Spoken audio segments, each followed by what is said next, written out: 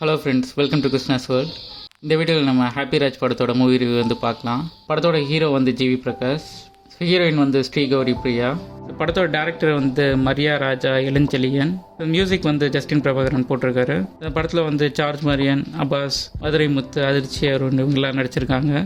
Love டுடேயில் நடித்த பிரார்த்தனாவும் இந்த படத்தில் வந்து நடிச்சிருக்காங்க. ஸோ ஃபஸ்ட்டு சீனே வந்து ஜிவி பிரகாஷ் அவர் பிரார்த்தனா அவங்க ரெண்டு பேரும் அவங்க ஊரில் இருக்க பாலத்தில் வந்து மீட் பண்ணுற மாதிரி இருக்கும்.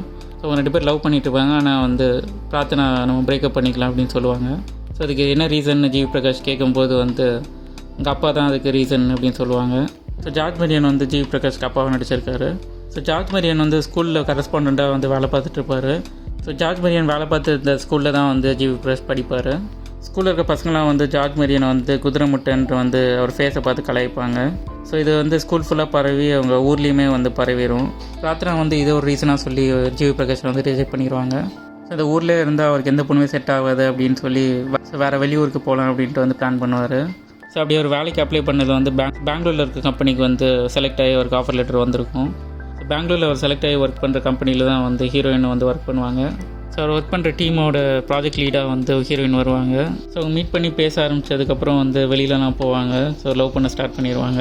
ஸோ ஜிவி பிரகாஷ் வந்து பிரார்த்தனா எப்படி ரிஜெக்ட் பண்ணாங்களோ அதே ரீசன் சொல்லி அவங்க அப்பாவும் பார்த்து வந்து ரிஜெக்ட் பண்ணிடக்கூடாதுன்ட்டு அவருக்கு பயமாக இருக்கும். அதனால் அவங்க அப்பாவும் பற்றி வந்து கௌரி பிரியாட்ட வந்து சொல்லாமலே இருப்பார். கௌரி பிரியாவுக்கு அப்பா வந்து அப்பாஸ் நடிச்சிருப்பார். ஸோ கௌரி பிரியாவோட பர்த்டே வந்து செலிப்ரேட் பண்ணுறதுக்காக வந்து யூஎஸ்லேருந்து அப்பாஸ் வருவார். கௌரி பிரியா வந்து அப்பாஸ்கிட்ட ஆல்ரெடி வந்து ஜிவி பிரகாஷை பற்றி சொல்லி வச்சுருப்பாங்க.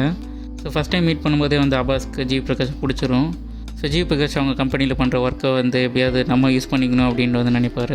ஸோ ஜிவி பிரகாஷ் வந்து அந்த பர்த்டே பார்ட்டி போயிட்டு வந்ததுக்கப்புறம் நம்ம ஃபேமிலியை வந்து இவங்க ஏற்றுப்பாங்களான்றது பயமாக இருக்கும். ஸோ இவங்க ரெண்டு பேர் பேசிகிட்டு இருக்கும்போது ஒரு நாள் வந்து ஜிவி பிரகாஷை வந்து அவங்க அம்மா அப்பா ஃபோட்டோ நான் அனுப்புகிறேன், உனக்கு பிடிக்குதா அப்படின்னு பாருன்னு சொல்லுவார்.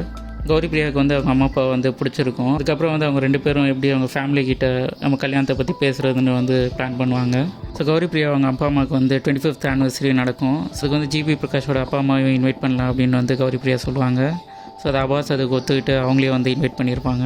ஸோ இந்த ஆனிவர்சரி ஃபங்க்ஷனுக்காக கூப்பிட்டு வரணும் அப்படின்றதுக்காக திருப்பி ஊருக்கு போயிட்டு அவங்க அப்பா அம்மாகிட்ட வந்து பேசி கன்வின்ஸ் பண்ணி கூப்பிட்டு வரலான்னு போவார். ஸோ அவங்க அப்பா அம்மாவும் வந்து பெங்களூருக்கு வர்றதுக்கு வந்து ஒத்துப்பாங்க.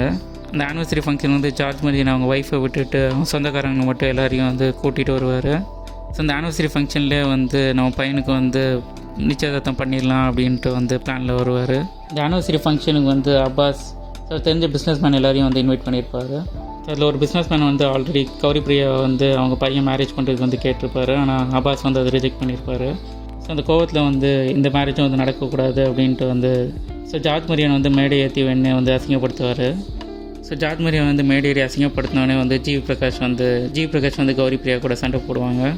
ஸோ அப்பாஸ் வந்து இந்த ஆனிவர்சரி ஃபங்க்ஷனில் ஒரு அசிங்கப்படுத்தினான்றதுக்காக அங்கே ஜிவி பிரகாஷோட அப்பா வந்து சாரி கேட்டார், அந்த கல்யாணத்துக்கு ஒத்துப்பேன்னுவார்.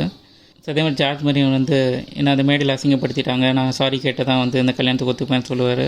ஸோ இவங்க ரெண்டு பேர் மாற்றி சாரி கேட்டுக்கிட்டான்றது தான் வந்து செகண்ட் ஹாஃபில் மீதி கதை. ஸோ செகண்ட் ஹாஃபில் வந்து பிரேம்ஜி வந்து ஒரு கேமியோ ரோல் பண்ணியிருப்பார், அது நல்லாயிருக்கும். ஸோ ஜிவி பிரகாஷோட அம்மா வந்து பெங்களூரில் போய் கொஞ்ச நாள் தங்குவாங்க. ஸோ அப்போது ஹீரோயினோட வந்து ஒரு பார்ட்டி சீன் ஒன்று வரும். ஸோ சாக்லேட் படத்தில் வர மல்ல மல்ல சாங் வந்து யூஸ் பண்ணியிருப்பாங்க. அந்த சீன் வந்து நல்லாயிருக்கும். ஸோ ஜிவி பிரகாஷ் வந்து பெங்களூர் போகும்போது வந்து ட்ரெயினில் ஒரு 2 நார்த் இந்தியன்ஸ் மீட் பண்ணுவார். ஸோ அவர் போகிற இடத்துக்குலாம் வந்து அந்த 2 நார்த் இந்தியன்ஸும் வந்து வருவாங்க. அந்த சீன்ஸுமே வந்து நல்லாயிருக்கும். ஸோ மதுரமுத்தோட காமெடி வந்து சில காமெடிஸ் வந்து ஒர்க் அவுட்டாக இருக்குது, சிலது வந்து கவுண்டர் எதுவுமே சரியில்லை. ஸோ செகண்ட் ஹாஃபில் வந்து அதிர்ச்சி அருண் அப்புறம் ஜிவி பிரகாஷ் ஜார்ஜ் மரியன் வர சீன்ஸில் வர காமெடிலாம் வந்து நல்லா ஒர்க் அவுட் ஆகிருக்கு. ஸோ இந்த வீடியோவில் வந்து ஹாப்பி ராஜ் படத்தோட மூவி ரிவ்யூ வந்து பார்த்தோம். இந்த வீடியோ உங்களுக்கு கண்டிப்பாக பிடிச்சவங்க பிடிச்சிருந்தா லைக் பண்ணுங்கள், கமெண்ட் பண்ணுங்கள், ஷேர் பண்ணுங்கள், என் சேனல் சப்ஸ்கிரைப் பண்ணுங்கள். இந்த வீடியோ பார்த்ததுக்கு நன்றி. பாய்.